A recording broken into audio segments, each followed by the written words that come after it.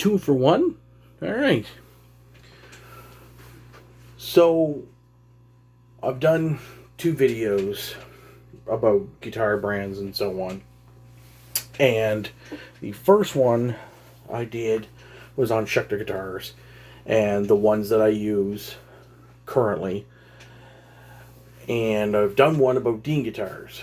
Now I'm doing one, this is going to be my last one, I think, in terms of just talking about the brands itself. And that's Fender and Squier. Now, you're probably wondering, what are you doing?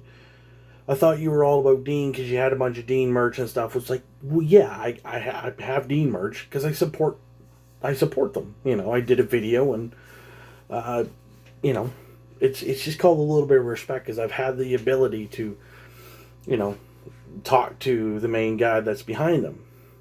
But that's besides the point. This video is strictly all about Fender and Squier. Now, I'm going to do a touch of the history, and then I'm going to kind of go into my love and so on and so forth, and you'll even see what is lurking over here. Yeah, you're probably wondering what that is. Well, you'll see in a moment.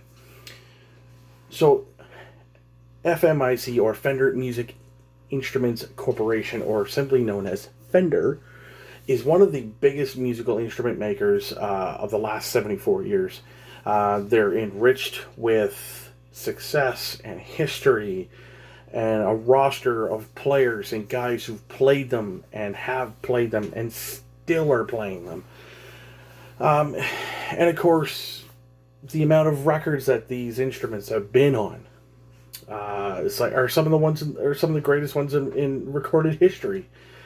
Now, you look at the Stratocaster, the Telecaster, the Jazzmaster, and the Jaguar that have since been reissued as of the last few years, especially with the Player Series, and the Precision bass and the Jazz bass and the Jaguar bass and all that good stuff, and the Bronco, etc., etc.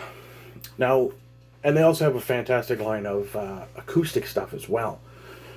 So with Fender, and obviously I don't need to go into the history. You guys already know this kind of thing. So me talking about the history, you guys would be like, yada yada yada. Who cares? They are current builders are such brands, and not current builders, I guess. They have off brands as well, and that they currently have they basically own, I guess you could say, for lack of a better term. Bigsby, Charvel, Jackson, Gretsch, and Squier guitars. And basses, of course. So Leo Fender, what he essentially went to do as well is he went on to create the... he got into making gear with Ernie Ball for Music Man Instruments. And as well as, lastly, G&L, George Fullerton and Leo Fender, G&L, musical instruments also. So, basically, my love for the brand, because that's the thing, like I said, I'm not endorsed by anybody. I don't have to do anything that I'm not tied down to say anything specific. I'm just telling you my history with these guys. So my love for Fender guitars goes way back. I mean, way friggin' back to when I was a child. My father owned, and if I've done my research, it's what I believe is a 1972 F55 12 12-string left-handed acoustic guitar.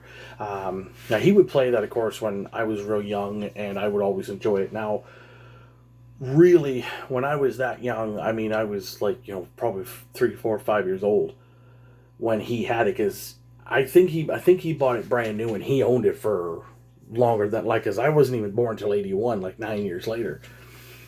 Now, I don't know if he bought, I can't remember if he bought it brand new or if he bought it like later on, or maybe it was like used kind of thing. So he would like, the one thing about this guitar that he had is that I wish that he would have said, "Hey, come check this out. Come see what I'm doing here. Put your hands here and sit with Dad and kind of watch what I'm doing, and maybe learn to play it. Maybe I would have learned to love it a little bit more." Now I actually have the guitar right here with me. And this thing has been around the bend. This thing is in absolutely mint shape. Like it's barely been played. But of course, you know, it's not something that's been on tour. It's never really been out of my house. You know, and I know for a while my mom had it, and up on the neck or up on the fretboard at one point, you could actually see that there was like mold and stuff because it was downstairs in the basement. But say, Libby, of course, like you can see inside, like there's literally nothing wrong with this thing. It's literally almost like it's brand new, like it just come off, you know, along McQuaid's showroom floor. Now, mind you, I don't think it's in tune or anything, but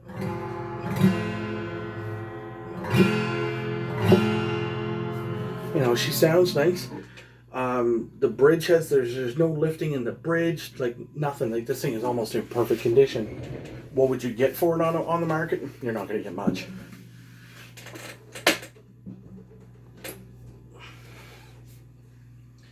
And I actually think down towards the bottom, there's actually like a little scratch.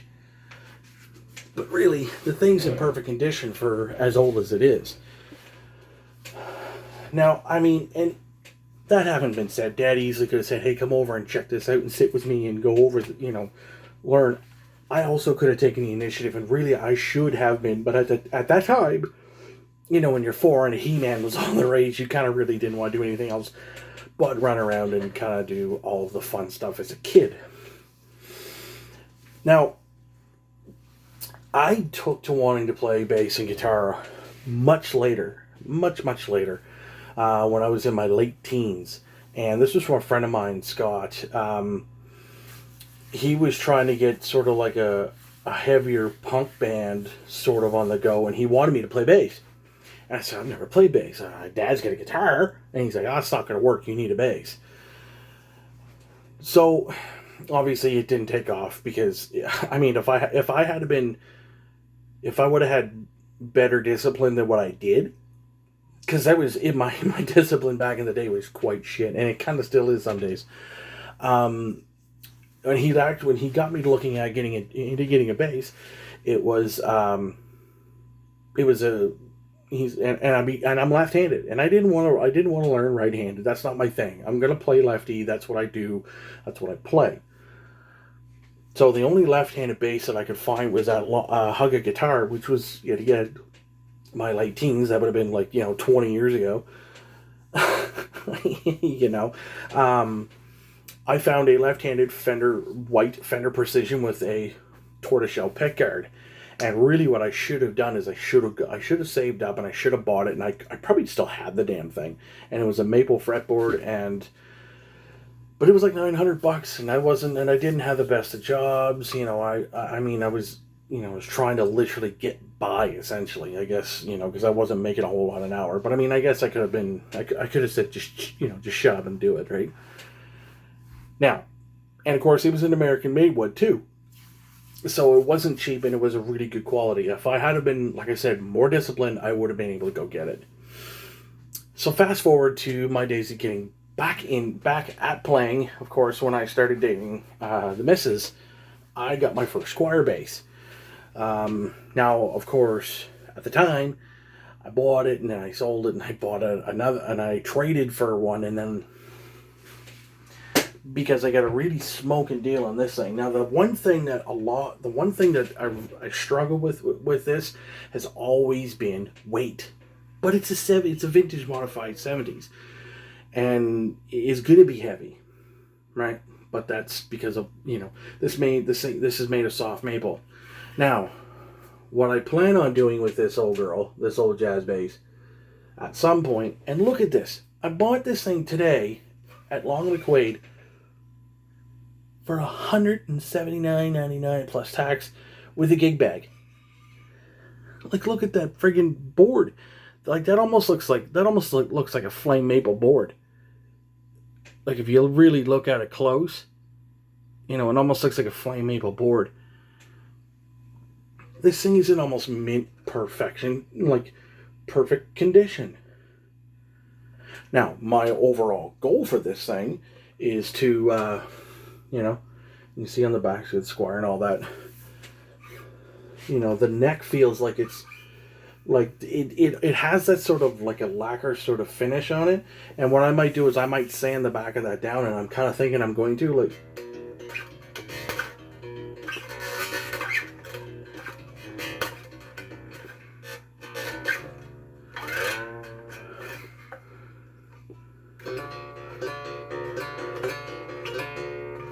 So what I might eventually do is I'm probably, and I know for a fact I'm going to, is I'm going to basically take this puppy apart, okay, and I'm going to, with the help of my father-in-law, I'm going to go and I'm going to sand off the poly finish on this thing.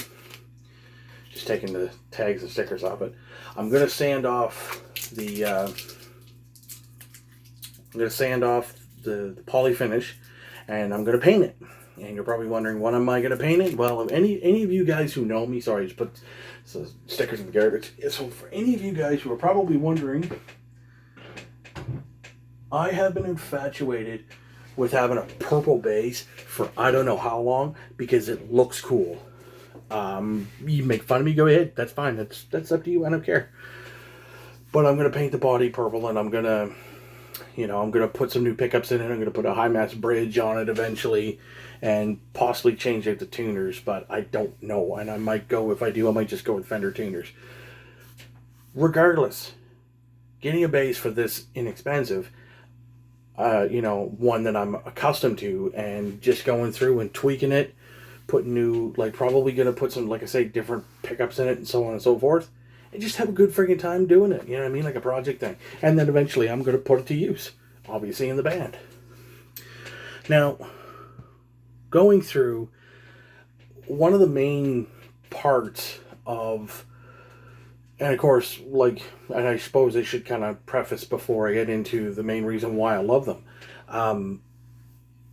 I actually used a bass. I used this similar, you know, a bass that basically that model to audition for my new band Beyond Eternal that I've been in now for, well, obviously, I guess my entire tenure, I should say. I've been with the band in terms of whether in or out for 8 years, kind of off and on due to different things. But I wrote the first record with that, and I didn't record with it, but I auditioned for it, for the band with that specific bass, and that bass has just meant a lot to me. Now, one of the biggest reasons why I love Fender and Squier guitars and basses is simply because of the history. The fact that through a massive chunk of their legacy, because there have been times where it was like kind of touch and go, and they weren't making the best of gear. They've been real consistent with everything that they've done. And of course, every company makes bad decisions at one point. But they don't, I mean, they've gone and they've done some things in terms, like, there's been lawsuits and so on. But I don't worry about that. What I worry about is the consistency, and Fender have done that. Someday I will acquire a Precision, whether it's a Squier, whether it's a Fender player, maybe an American made, I don't know. That's here nor there. Now,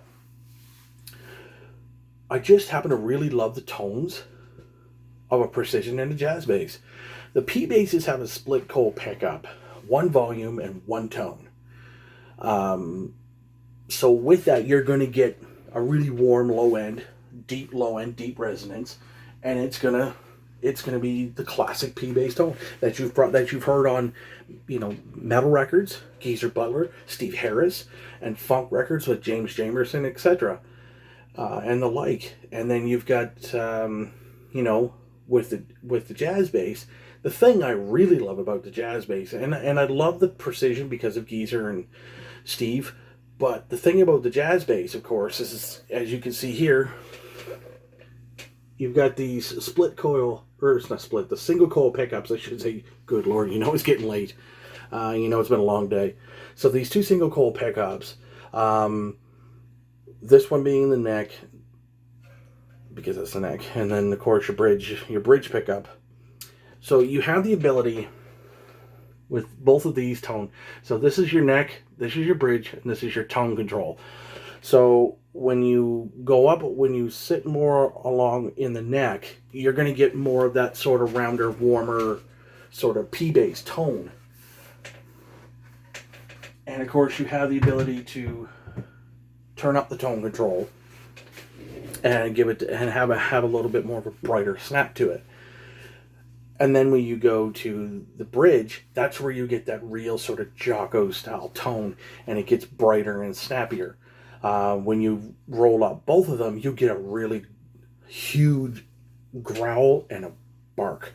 That's the one thing I love about the jazz bass, is this gets such a snap. And because of the maple fretboard too, that also has a huge impact in how the bass sounds, essentially. So now, of course, and of course, you can get and with the tones on that jazz bass, you can roll the tone off, you can roll one up, and you can, because you have the two pickups, you can kind of go, you can do all sorts of different varieties of having the bridge pickup a little bit, and the neck full, or the neck at half, or a quarter, or a sliver, or rolled off totally, and then the tone, you can tweak with the tone.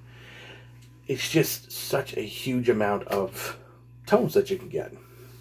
So basically, to wrap this up here, I can't wait to get this project up and running. I currently am using Ernie Ball strings. I know I'm going to be switching over to GHS strings, and I can't wait to do that.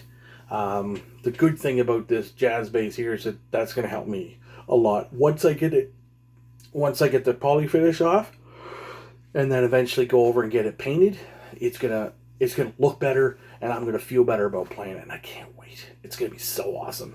So fucking stoked. Can't wait for this, man. Yeah.